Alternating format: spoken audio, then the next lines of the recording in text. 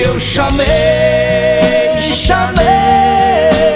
Aline, estou aqui. Aline, João Mineiro e Marciano, um grande sucesso, uma grande obra.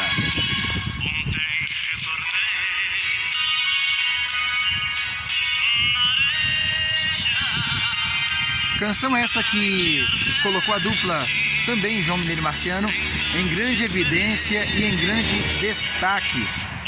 Uma versão do cantor Christoph, que arrebatou corações aí nos anos de ouro da música sertaneja. João Mineiro e Marciano, essa dupla aí que imortalizou-se na cultura e na obra musical sertaneja.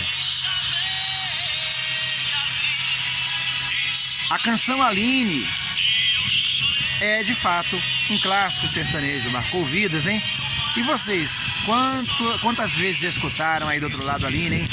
No churrasco ali com os amigos, nas memórias, nos romances perdidos, nas histórias que o tempo não apagou. Essa é uma das canções lindas da dupla João Mineiro e Marciano.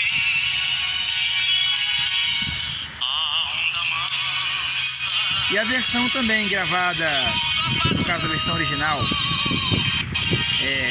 vocês já escutaram também, já conheceram a versão original? Vou colocar um pouquinho para vocês escutarem.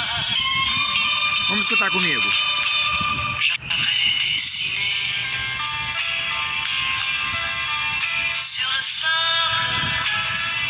A versão francesa, gravada aí primeiramente por Christoph, também é um grande sucesso mundial, assim, mundial mesmo, no mundo todo. E com João Mineiro e Marciano no Brasil e em países da América Latina, como Portugal também, essa música também criou asas.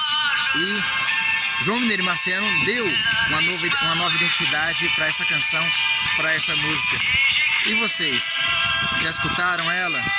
Com Christoph também, com João Mineiro e Marciano? Dê sua opinião, escreva aqui embaixo.